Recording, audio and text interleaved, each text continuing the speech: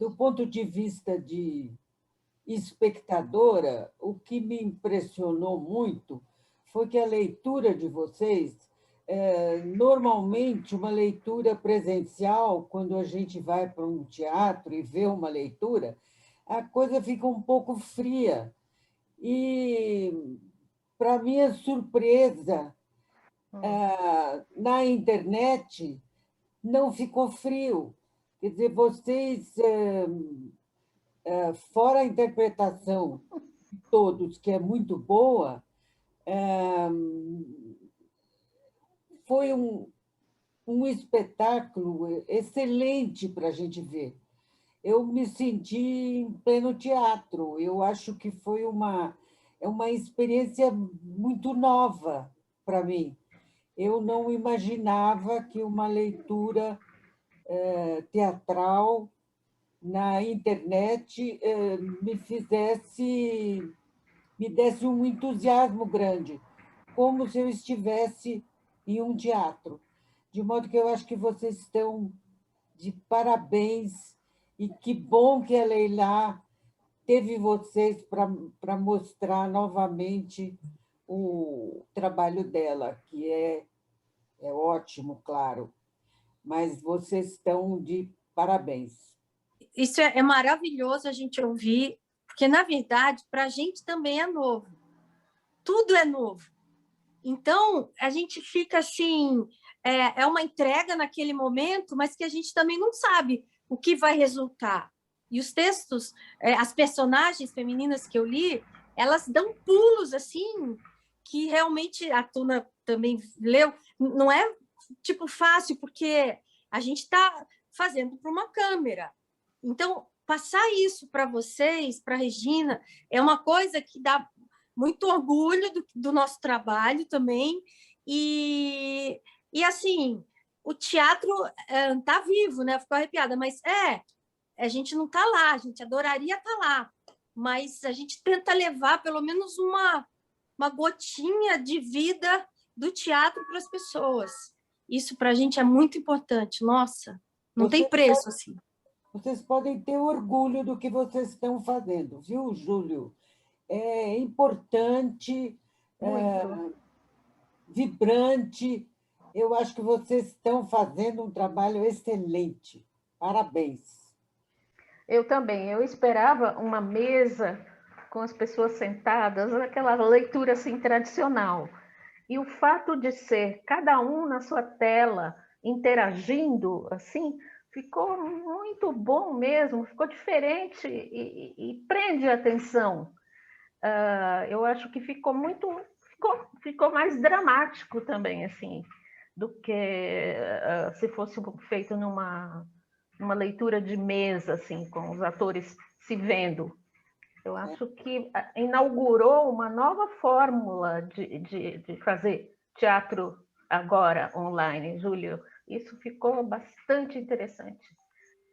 Eu acho que também deu até um certo conforto para os atores também, para eles trabalharem mais a voz, a expressão vocal, do que talvez estar no palco em si também.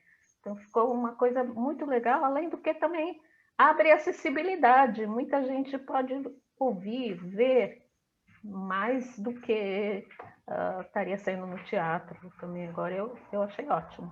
Eu queria sugerir uma coisa em relação a Leilá, que vendo as peças e lendo algumas, eu fiquei vendo a Leilá, a impressão que me deu é que ela é uma dramaturga que esgarça o momento.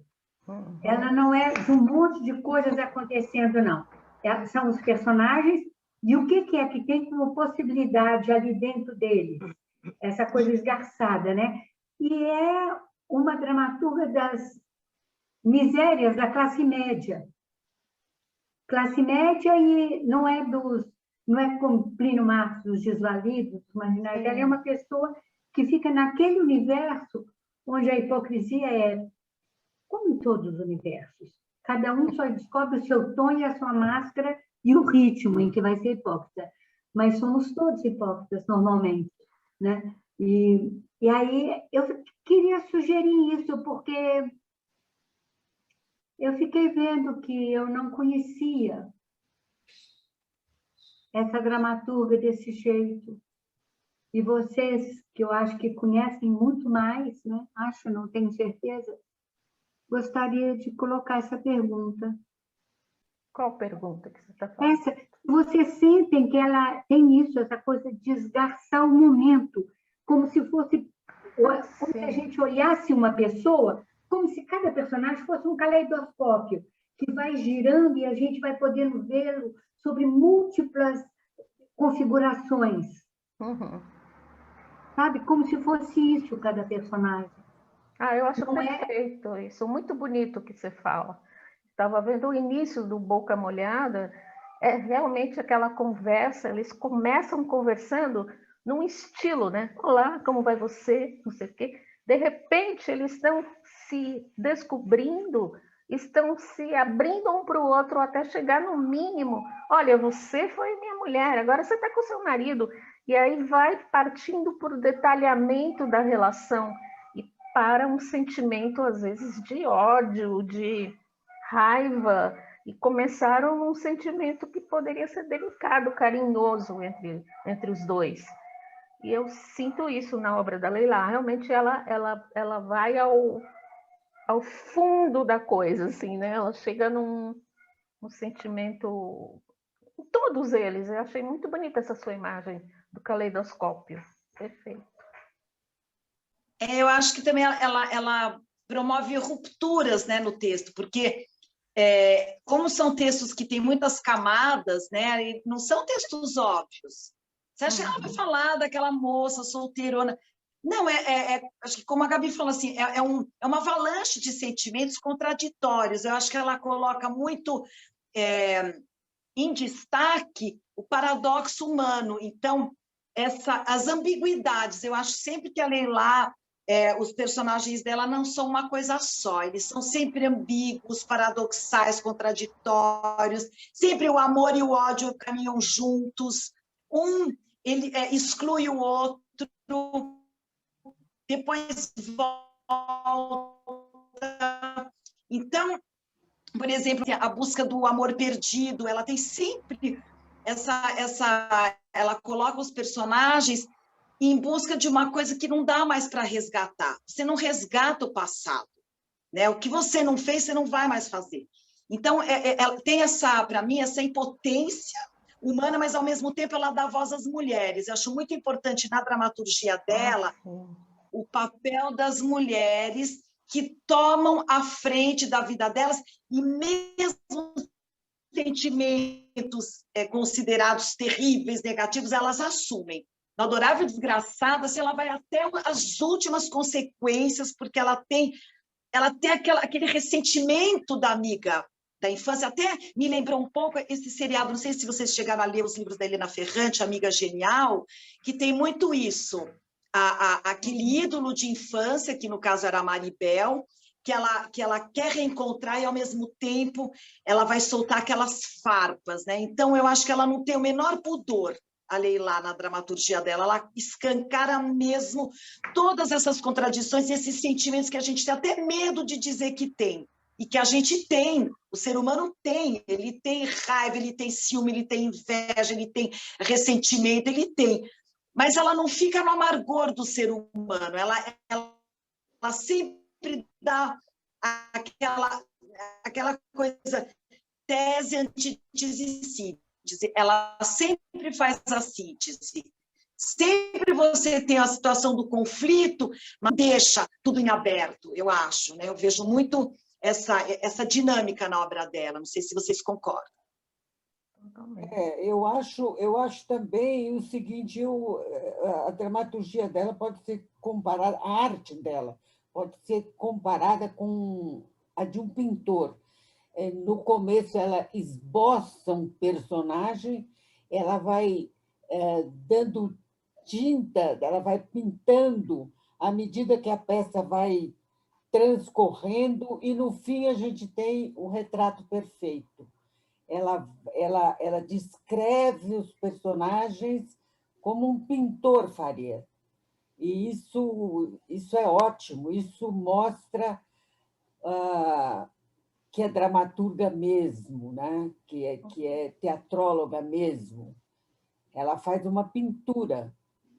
Quando termina a peça, a pintura está completa, a gente enxerga o personagem. E os personagens femininos dela são ótimos, me encantam. Me encantam como o Roberto de Ataíde me encantou apareceu a Margarida. Também é um cara que pinta, e que, no fim, a gente vê o personagem completo, como se fosse uma fotografia ou uma pintura. Eu adorei a imagem que você deu para falar da obra da Leila. Achei que foi elucidativo, foi uma coisa que dá uma paisagem, uma lente boa da gente se aproximar do escrito dela. Eu estou aqui nesse grupo de teatro, mas o meu grupo é o editorial.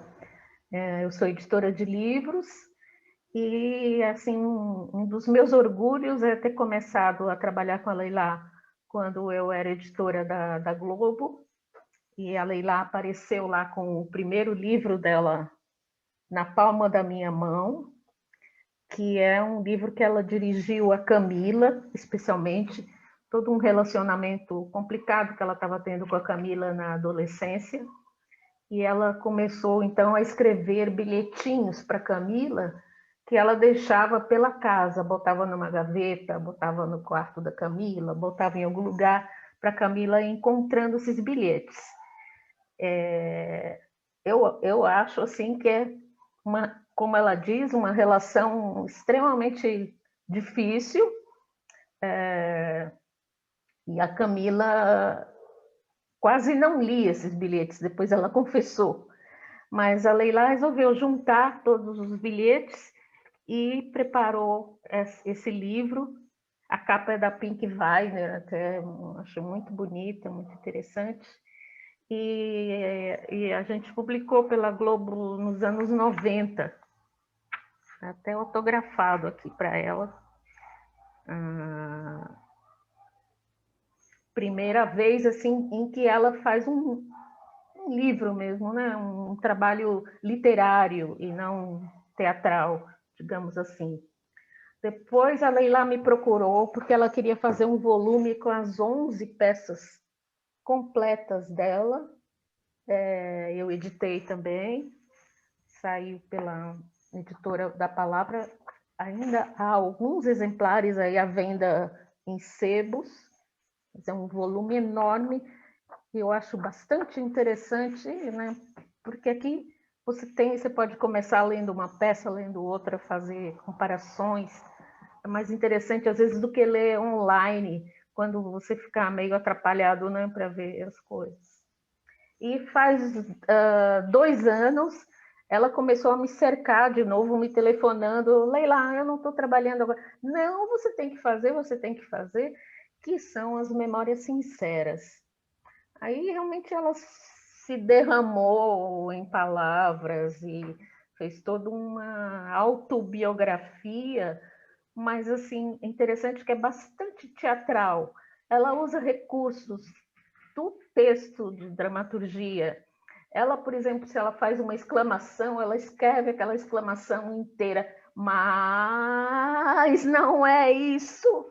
Ou ela usa colchetes durante o texto, sabe, para dar marcações de cena dentro de um texto literário. Eu nunca tinha visto isso antes. E eu achei bastante interessante ela ir colocando as gargalhadas dos personagens, ou assim, fantasiando também histórias, e ao mesmo tempo também contando histórias muito doloridas para ela, como a história da perda da mãe dela quando ela tinha 14 anos de idade, a formação dela no colégio em Botucatu, né, onde ela se sentia horrorosa. Tem uma história muito boa. ela se achava bastante feia, não sei o quê, e aí ela foi escolhida para desfile de 7 de setembro com a bandeira do colégio. Então, ela ficou contentíssima, ela foi na frente carregando aquela bandeira do colégio, e depois ela soube que era porque a avó dela tinha falecido e eles queriam fazer uma homenagem à avó. Então, chamaram-na para levar a bandeira do colégio. Então, ela conta essas coisas incríveis da vida dela enquanto né, passagens com humor e às vezes com muito lirismo também, a falar do pai dela, das questões que ela tinha com o pai, com as grandes amigas, com toda uma geração que ela viveu. E interessante que ela não fala das peças, ela não fala aqui de como que ela começou a escrever, ela não faz isso. É uma questão sobre a vida dela mesmo e o acompanhamento dela desde a juventude até hoje. Então, ela chega até a questão de ser avó e explicar, contar como é interessante para ela ser avó hoje, o que ela tira disso como vida, as viagens que ela fez, os conhecimentos que ela teve. E o livro ficou extremamente bonito porque ele está inteirinho com fotos antigas também, com material fotográfico que nós conseguimos com bastante dificuldade porque ela não guarda nada, ela é toda uma figura. Então, houve um dia que a Vânia Toledo estava com todo esse material para escanear e a Vânia perdeu a pasta com tudo dentro. Ela não lembrava se ela tinha deixado no táxi, ela não lembrava se ela tinha deixado no laboratório. Ao final, conseguiram resgatar. Estava na casa da própria Vânia. Mas isso do caleidoscópio que a Regina falou, eu acho que o livro mostra bem, porque a Leila é também um tipo de caleidoscópio, né? Ela foi manequim, ela foi uma estudante toda séria, depois ela virou manequim de alta costura, de repente ela vira mulher de um banqueiro, de repente ela é dramaturga, é feminista, ela foi uma das primeiras feministas em grupos em São Paulo, ela fez parte do grupo com a Marta Suplicy, com a Ruth Escobar, esse papel pessoal dela, político, né, social, que ela nem precisaria mostrar assim tão descaradamente, porque a obra dela mostra isso. E aqui, como um detalhe interessante, tem uma carta que ela recebeu do Antônio Cândido, e o Antônio Cândido elogiando o trabalho dela como escritora, que é bastante importante também. E tem trechos poéticos maravilhosos, lindíssimos. Marco Caruso e a Maria Adelaide Amaral escreveram também para o livro. E ela termina dizendo: um sonho bonito ontem. Eu estava vendo um mar tranquilo, que entrava na praia, a mais linda que já vi na minha vida inteira, como uma gilete afiada e suave, formando meia-luas na areia fina. Pessoas, personagens com as quais convivi durante esse tempo todo nesse livro, fazem uma coreografia bonita e afetiva. Elas se despedem, vão voltar para o fundo do mar. Muito bonito. Arrepia, né?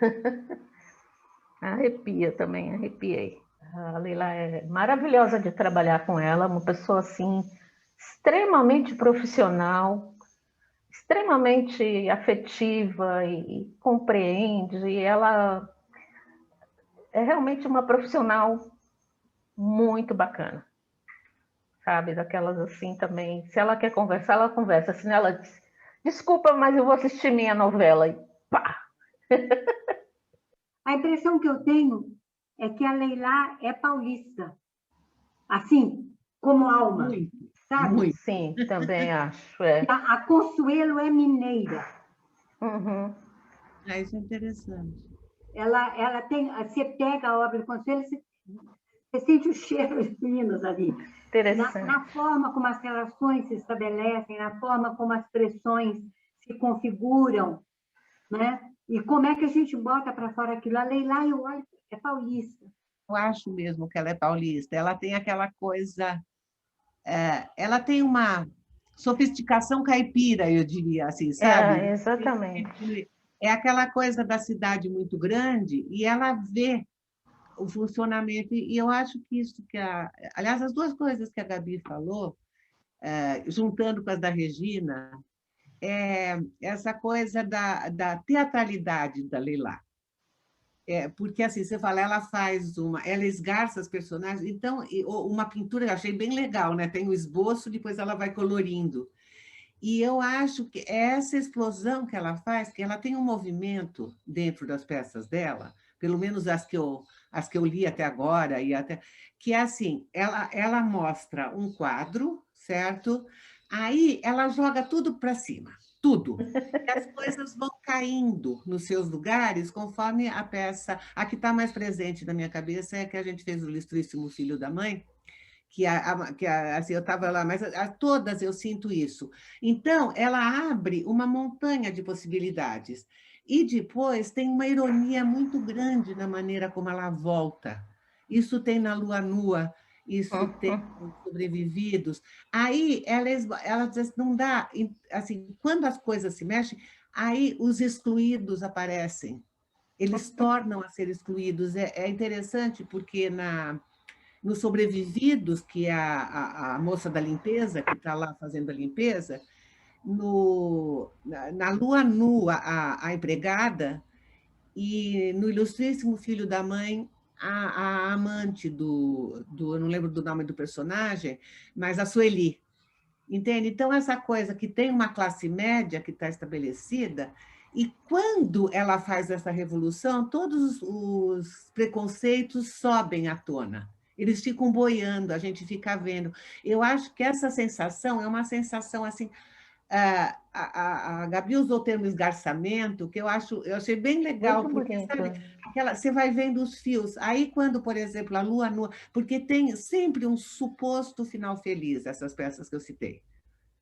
Sabe, quando você fala da Lua Nua, eu te amo, eu lembro do aniversário de casamento. Quer dizer, a gente não aguenta isso que aconteceu aqui, a gente vai voltar ao que a gente está acostumado. Então, essa teatralidade, quer dizer, o personagem volta. E isso, no começo, eu até conversei muito com a Cibele sobre isso, me deixava muito. Eu acho que eu nunca tinha, claro, nunca tinha feito um mergulho, nenhum desses autores. Então, eu acho que eu sempre tinha visto a Leilá, assim, eu assistia as peças, tal, eu gostava de algumas, nem tanto de outras, mas sei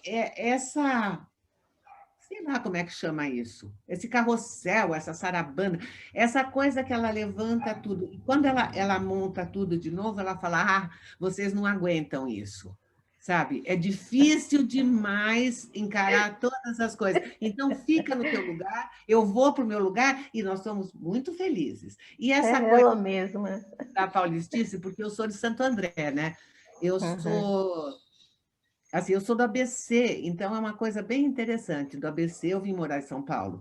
E, embora fique a 20 quilômetros, muito perto, é uma grande mudança você sair de uma cidade do ABC e vir morar em São Paulo. Então, como eu falei, eu sinto, as peças delas são sofisticadas em termos, as pessoas são cultas, elas têm um vocabulário muito bom, sabe? O Ilustríssimo Filho da Mãe, e daí eu estava ouvindo, eu falei, gente, como o título é perfeito para essa. Então, eu estava ouvindo, porque eu fiz uma participação, mas era a conversa da mãe e do filho, e eu falo, e que ilustríssima filha da mãe que essa senhora também. Então, é uma família de filhos da mãe. Mas é uma coisa assim, então você vê isso, e que eu acho que está bem incisivo no fala baixo, quando ela fala não, certo?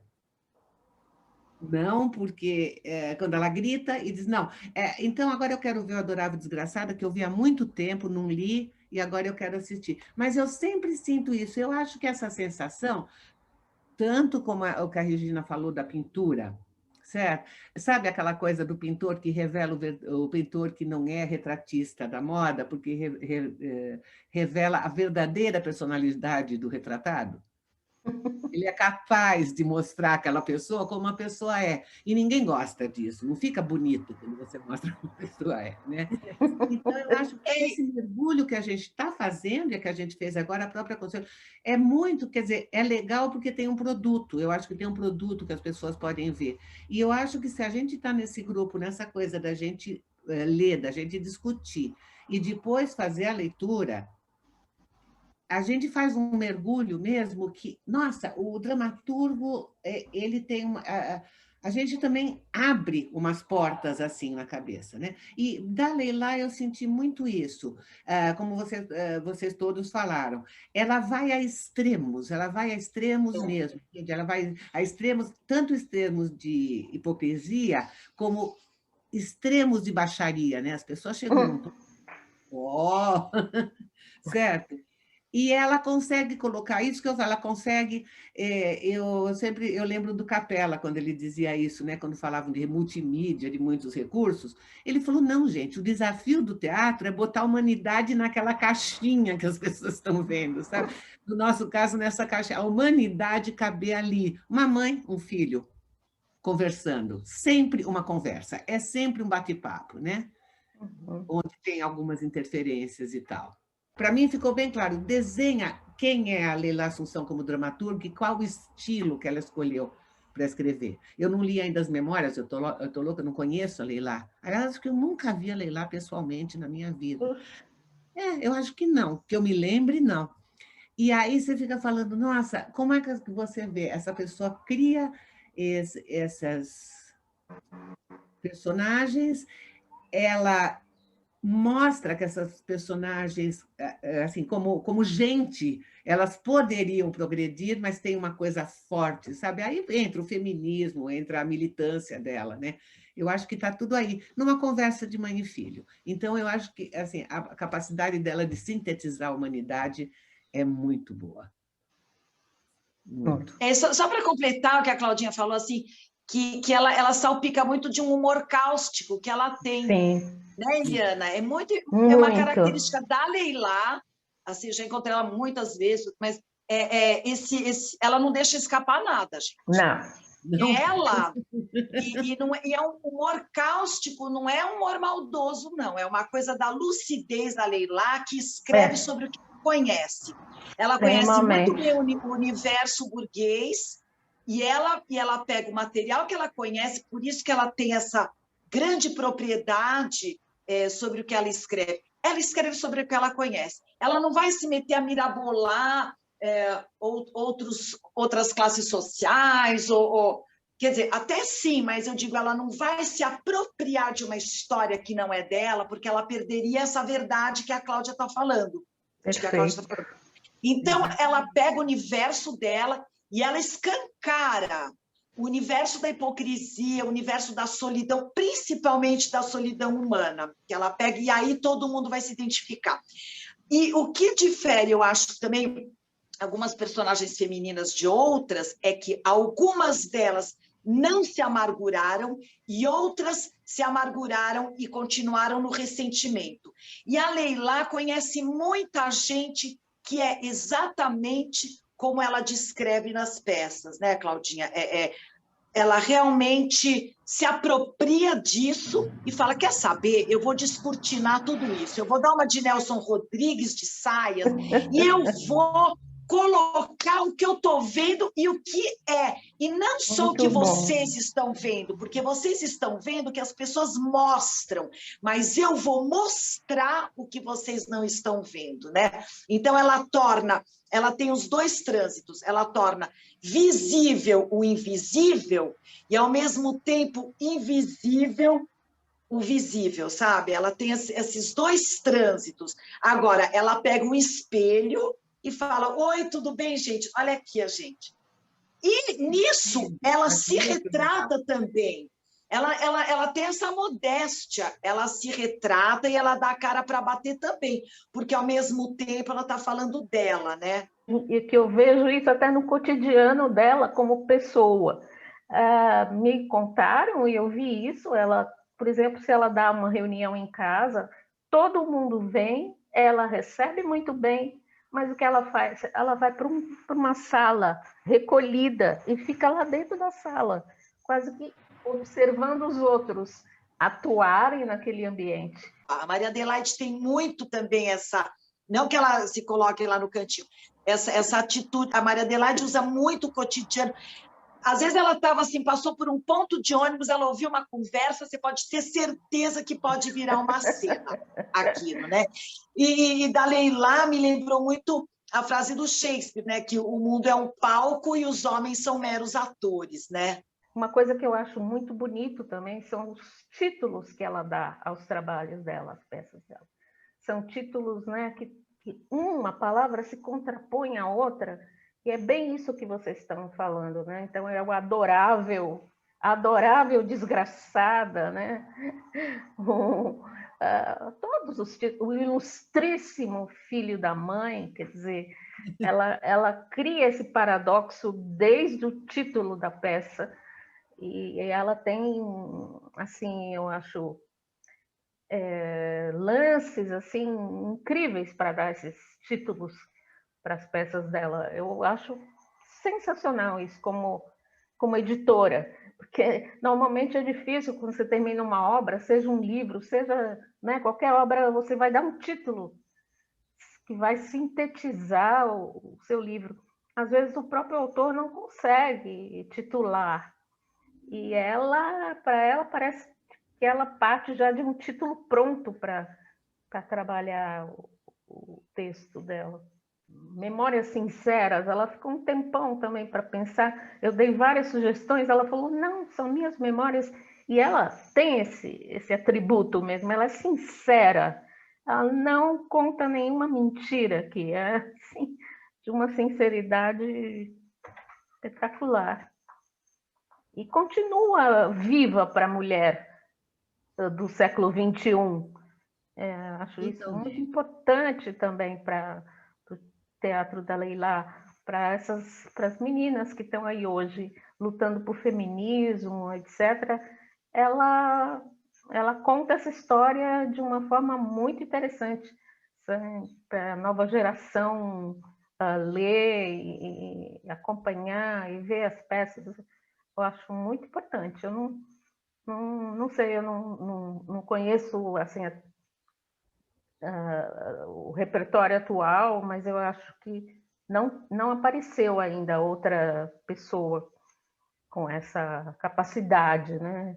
E escreveu a primeira peça dela com 26 anos de idade. Estou adorando esse ciclo que a gente fez, porque nós estamos trabalhando várias dramaturgas, né? Então veio a Renata, depois a Consuelo, agora a Leilá, depois veio a Maria. Então é muito legal isso, junto, que a gente vê como a mulher foi retratada e tão bem retratada, e assim, essas dramaturgas, uma depois da outra, assim, eu acho fantástico.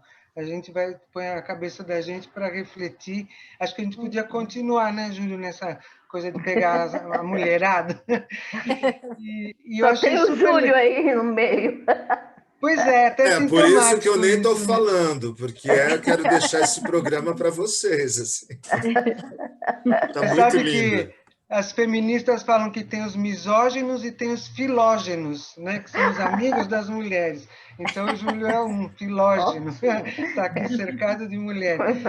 Então, eu achei super legal que agora coloquei no debate, nesse momento, coloquei algumas ideias no lugar a respeito da dramaturgia dela, né? Ou seja, ela faz um retrato da mulher da classe média paulistana. Nossa, eu não sei se alguém discordar, estou falando que me veio agora do debate. Total. Ela vê as outras classes sociais como a classe média as vê, né? Quer dizer, quando as empregadas são retratadas, elas são retratadas sob a ótica da classe média, né? E não como elas realmente seriam. nossa, um monte de coisa está ficando mais clara para mim por algumas dificuldades. Confesso que eu tive, principalmente que eu li A Empregada, na Lua Nua, fiquei um pouco... achei um pouco difícil, por onde que eu ia ler aquela personagem, né? Mas agora, claro, é a visão que a classe média tem. As personagens de algumas peças anteriores, de outras dramaturgas da Renata e da Consuelo, são transgressoras.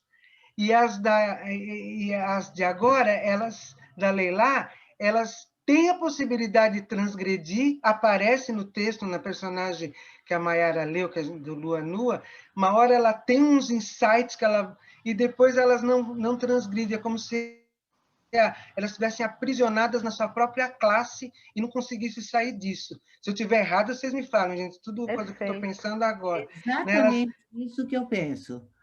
Exatamente o que você falou. Eu também tive muita dificuldade. Às vezes eu até discuti com o Júlio, eu falei, eu não sei como é que a gente pega isso, por onde é. Agora, tendo um quadro, certo, que eu vi isso, e eu achei muito legal o que a Gabi falou, do personagem, sabe? Dela ser... E eu acho que é por isso, talvez, não sei, né, Tuna, que a leitura, isso aconteceu na Consuelo também, vem muito espontânea quando você tem aquilo para ler e você não tem um estudo do texto, você não vai ensaiar, você não vai ver que gesto é melhor, certo? Não tem nada disso. Você pega o texto ali e você tem que se virar com aquele texto ali. Eu acho que é aí que dá para você ver todas as possibilidades do texto dentro de tantas limitações como a gente está tendo isso. Eu acho que isso, gente, é uma criação do Júlio, essa ideia, porque quando eu vi as peças editadas, eu falei, ele inventou um jeito novo de fazer teatro na internet. Sabe? Porque não é um retrato da... Assim, é o que eu achei. A Eliana falou, não são pessoas numa mesa lendo, certo? São pessoas representando cada uma no lugar. E fora isso, essa coisa toda, só um minutinho, estou super encantada com duas coisas. Primeiro, fazer um texto por semana, praticamente, claro, tem semanas que eu não faço, mas quase, ou 2 por mês, de autores que não ia ser possível a gente montar tudo isso. É mesmo. 1. 2, está trabalhando com a Tuna, com a Maiara, na vida real, acho que seria muito difícil a gente estar trabalhando juntas, né? Porque a gente foi para o caminho tão... Eu sou super alternativa, enfim. Então, está uma delícia essa proximidade com você, com o menino, o Paulinho, que eu fiquei... Então, eu acho que tem uma opção de coisa muito, muito positiva para mim nesse tipo de trabalho. Estou super feliz. Fugimos do também... assunto, né? Não, acho que tudo é o assunto, mas a Claudinha falou uma coisa tão séria, na verdade, que é assim, primeiro a gente tem a coisa da intuição.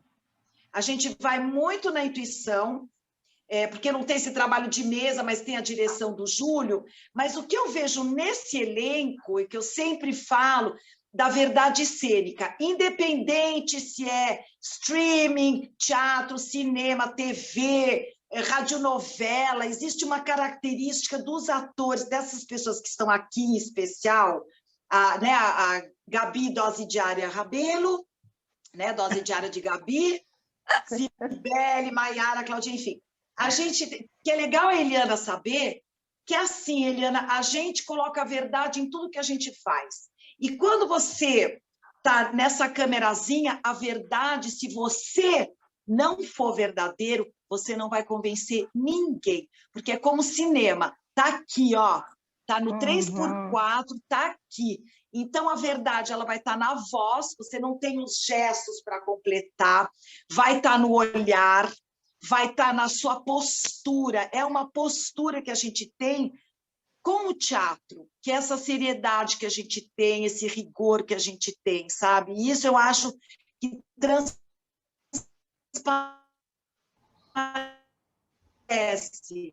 Pode ser uma leitura, e muitas vezes em teatro, Eliana, a gente quer resgatar, o diretor fala assim, resgata aquela sua primeira leitura. Cadê? Como? Por quê? Num primeiro momento, vem à tona tudo quanto é sentimento, que depois você vai mudar, você vai para lá, vai ensaiar, mas que você vai querer resgatar, que é esse momento verdadeiro que você vai no âmago da obra do autor, sabe, Eliana?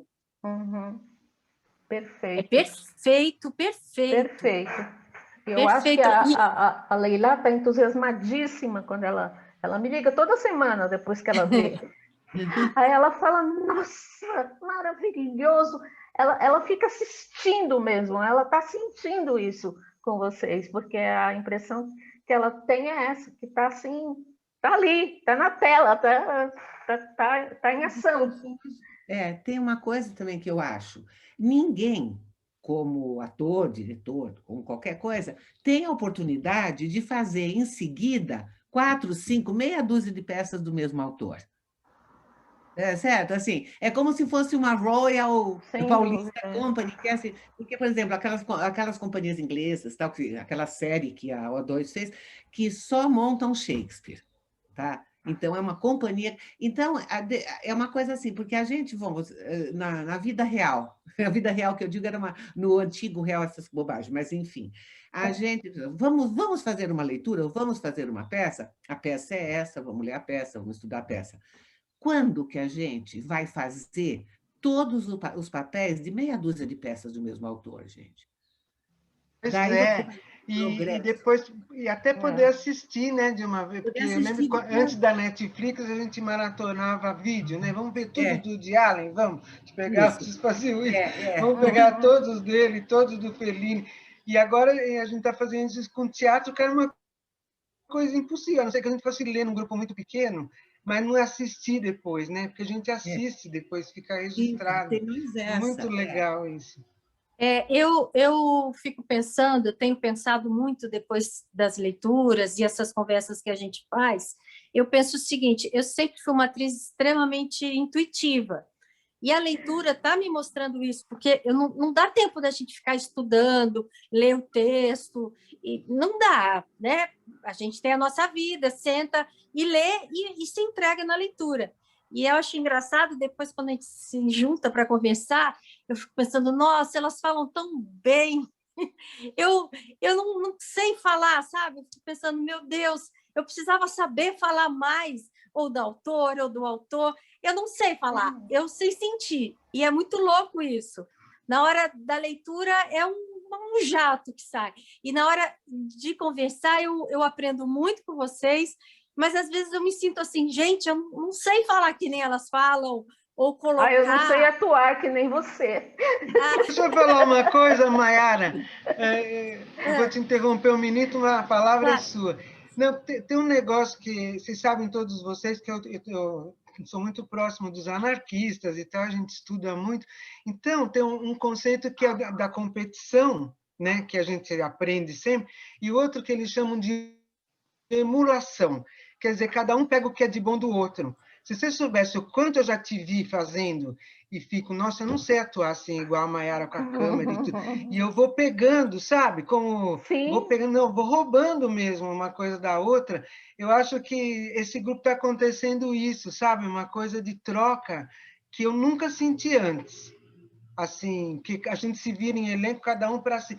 E agora eu estou sentindo essa coisa de, então, é recíproco, porque eu estou aprendendo demais, assim, cada leitura que eu estou fazendo, estou tentando aplicar aquilo que você faz tão bem, né? Que é falar para uma câmera, o tom de voz, a gente estava falando outro dia com o Júlio, é tom de voz, ela tem um domínio, então é uma troca, eu acho isso, né? É Isso legal é esse muito grupo. bom, é muito legal mesmo. Mas, assim, eu também, eu acho que eu não sei, a gente está descobrindo que, eu faço tudo pelo celular, que é desse tamanho, através disso a gente se encontra em emoções, sabe, em aprender e escutar o que o outro está falando, e em admiração. A Gabi fica quietinha, mas quando ela fala, você fala assim, nossa, ela falou tudo, né? Cada um falando, Verdade. isso para mim está sendo muito importante. E a sua atuação vai ficar cada vez mais própria sua, mais, sabe, mais próximo a tudo isso que você está aprendendo, essa emulação que a Cibele está falando. Eu acho que isso vai melhorando o nosso papel em qualquer esfera que a gente tenha.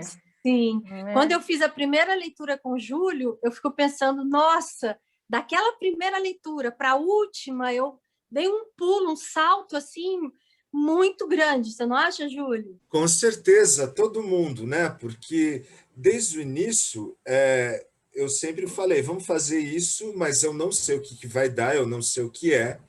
Vamos descobrir juntos, né? Não sei como é essa relação, vamos estabelecer. Então, a partir disso, desse contato, de uma leitura para outra, a gente vê um crescimento, um amadurecimento, né? E até descobrir técnicas também. Eu acho que tem uma coisa que, para o público que não sabe, quando a gente começa a dizer um texto para gravar, porque existe um atraso, né? Quando a gente faz leitura pelo Zoom, existe um delay para sair o quadro de uma pessoa e entrar em outra. Então, para não perder as primeiras palavras, né, as primeiras palavras do próximo personagem depois da deixa, a gente tem que falar ação, para aí você chamar a câmera, e aí você chama o ação, e aí diz o texto. O texto todo é gravado dessa forma. Eu acho que é até legal abrir para o público conhecer, né?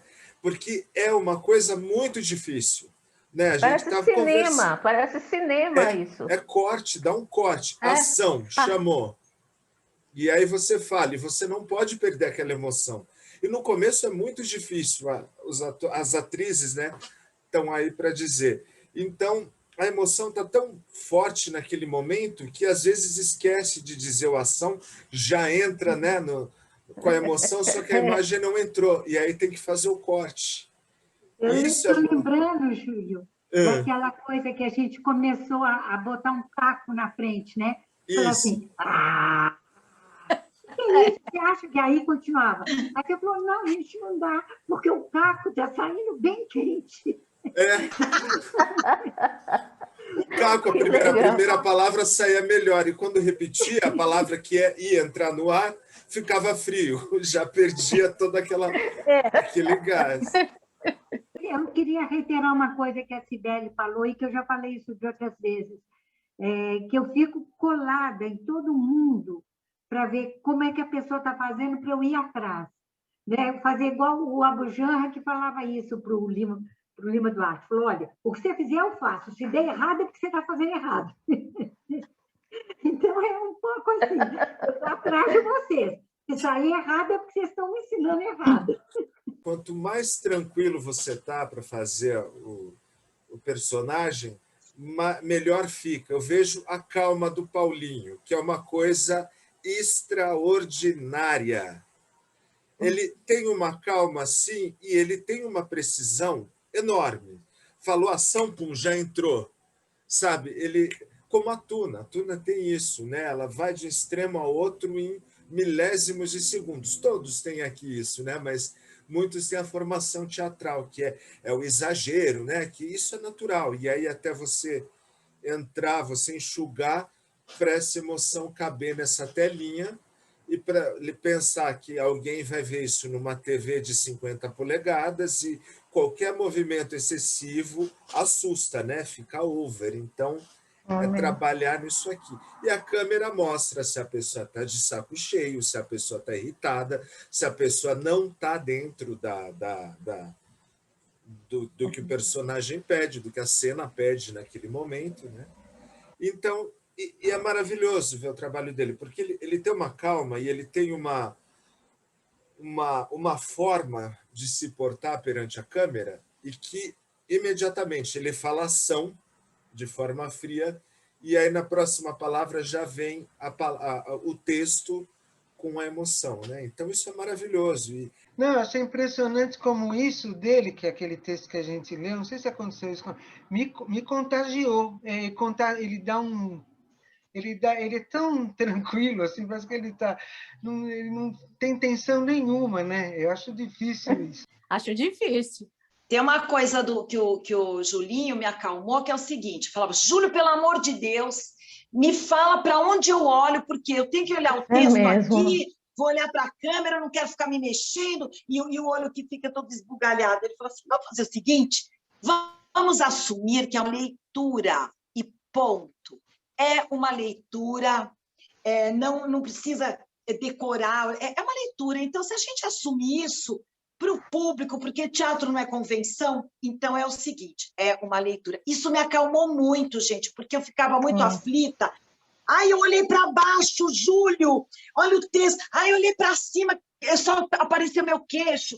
Ai, o olho foi para... Tudo bem, não tem problema. É isso que a gente está fazendo sem pretensão. É com compromisso, mas sem pretensão. É com responsabilidade, sem arrogância, sabe? Sem querer fazer mais do que a gente é capaz de fazer. E é isso que a gente está dando, o melhor da gente, dentro, que eu chamo o Zoom de a ferramenta do desespero.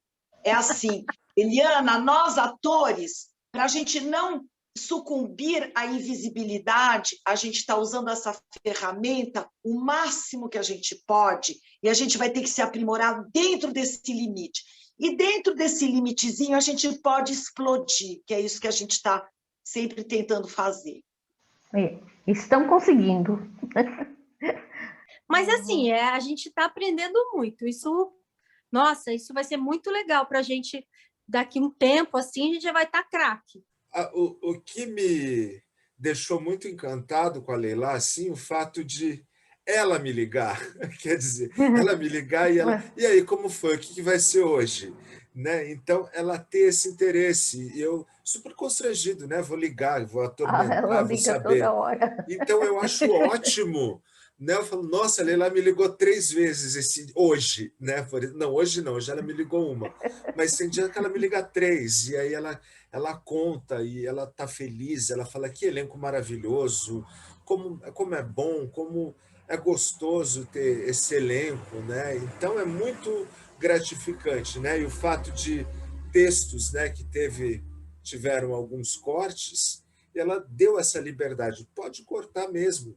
É que muitas coisas se repetem, que na leitura, né, ela não fica maçante. No caso do Fala Baixo, vai passar por alguns cortes, porque o texto, perto dos últimos que ela escreveu, é um dos maiores. Né? Então, e tem a questão da repetição, que mesmo numa montagem pode criar uma certa barriguinha.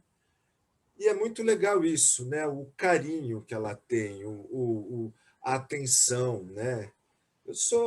Eu gosto muito, né? Eu fico pensando se nesse período sombrio que a gente está vivendo, se tivesse um texto mais pesado, acho que ninguém iria aguentar, né?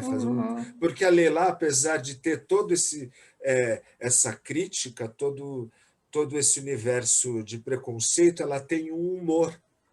Você vê, é um humor, é tragicômico, então você ri da desgraça. Então isso já dá né, você já fica mais...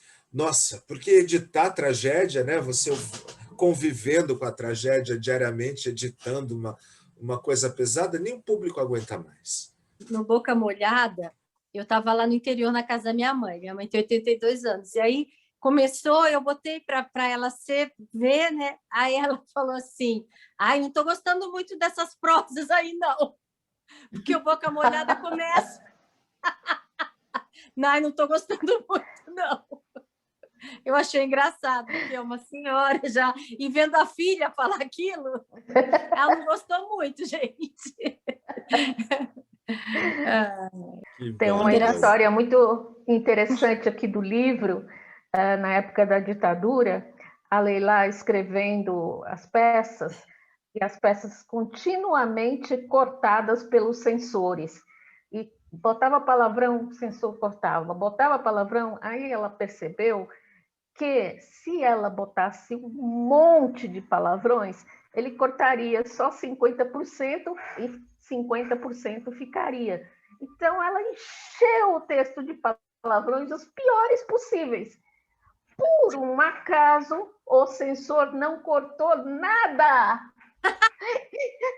Nada. Aí ela diz, tonhonhonhonhon. Ela escreve assim, tonhonhonhonhon.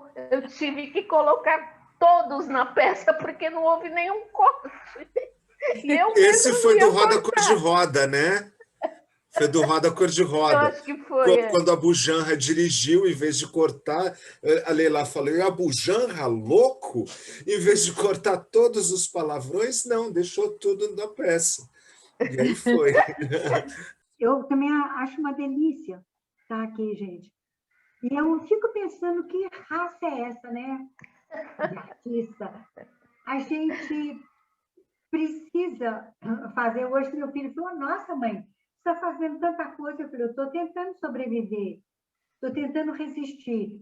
E eu me lembro de um cara, uma vez, num festival lá em Belo Horizonte, um festival internacional, ele era lá da Bósnia e Herzegovina, ele veio fazer teatro, então faziam na guerra. Aí falaram para ele assim, nossa, mas como vocês fazem teatro na guerra? Eu falei, como sobreviver à guerra sem teatro? Então, eu acho que isso que a gente faz é a nossa forma de sobrevivência, e é legal que a gente está descobrindo uma forma que está nos dando prazer, porque a gente ainda podia estar... A gente ainda está pelejando, descobrindo aqui e ali, mas a gente está tentando essa coisa junto, ficar ligado um no outro, embora a gente esteja separado, ficar, como é todo mundo meio sambado, fica olhando causa e efeito, né? Olhando esses processos, para você, opa, ali funcionou, vou usar também. O Laurence Olivier, no livro dele, quando ele está falando com os jovens atores, ele fala assim, quando eu era jovem, eu ia para um ator velho, ficava olhando como ele fazia, para isso eu vou roubar. Então, eu vou dar uma dica para vocês, roubem muito, faz muito bem. E como eu falei, esse mergulho que a gente está fazendo, primeiro, assim, como eu falei, eu tenho uma atriz brigando dentro de mim, e daí eu falei para o Júlio, como é que eu vou ler junto com essas pessoas que eu tô vendo, que eu admiro? Quando a Maiara falou, porque eu sou intuitiva, e eu queria saber falar, eu queria saber atuar assim. A Gabi fez, acho que foi a Gabi que fez esse comentário, e que tanto a Cibele também faz isso, mas a Maiara e a Tuna, elas têm uma facilidade em pegar algum objeto, alguma coisa, algum adereço e cravar a personagem. Então, quando eu comecei a ler aqui, eu vinha com a cara e a coragem. Minha cara aqui e tal, tudo bem? E era a mesma coisa, porque é leitura, gente, porque é leitura. Aí eu fui vendo, tem umas coisas assim que você pode, antes da leitura, dá para você preparar. Então, eu acho que essa experiência toda que a gente está trocando é isso, né? Estamos roubando muito, né, Gabi? E eu acho que nós vamos ser ladrões muito bem-sucedidos, então, quando isso acabar. Porque nós somos ladrões roubando de ladrões, né? Então, todo mundo tem 100 anos de perdão aqui por tomar as coisas dos outros. E é isso, eu acho que realmente isso está ajudando demais a atravessar esse túnel desgraçado que a gente está atravessando, que, nossa, sabe? Não tem uma luz no fim, mas pelo menos a gente carrega uma lamparina, um celular, alguma coisa com uma luzinha, uma vela, que a gente vai progredindo, né? Vai indo, crescendo. Eu vi um filme, eu não me lembro o nome, mas era no tempo da guerra, e eles sofriam, não tinham comida, só tinham sopa, batata para fazer sopa. Eu não lembro o nome do filme. Aí, eles gostavam muito de ler.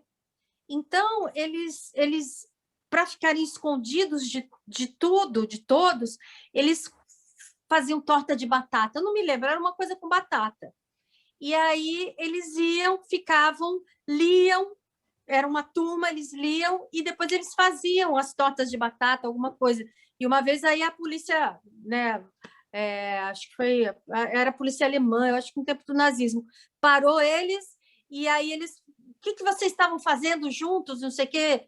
E eles, não, nós vendemos batata. Na verdade, era o que eles queriam, era ler os livros, sabe? Era estar junto e ter esse alívio, né, que eu acho que a gente tem conseguido. Eu queria falar particularmente de hoje, fora o que tudo do ciclo, tudo. Agradecer, Eliana, foi super legal as histórias e tudo que você falou. Eu acho que fechou mesmo legal. Agradecer a Gabi, a Cláudia e a Regina, por ter me iluminado em relação à análise desses textos, porque eu sou igual a Maiara. Eu também fico, às vezes não sei analisar um texto, preciso um tempo. Então, vocês iluminaram bem, eu sei que deixou para mim esse ciclo muita clareza. Não sendo da cena, eu sou da cena escrita, e super prazer. Agradeço demais ao Júlio e a todos vocês, porque, gente, isso tem sido assim um alívio nos meus dias, né? Nesses dias de quarentena, tem sido assim muito importante para mim. Eu queria dizer que, mais uma vez, eu tenho a alegria de estar com vocês. Parabéns para todos e um beijo para a Leilá também, tá?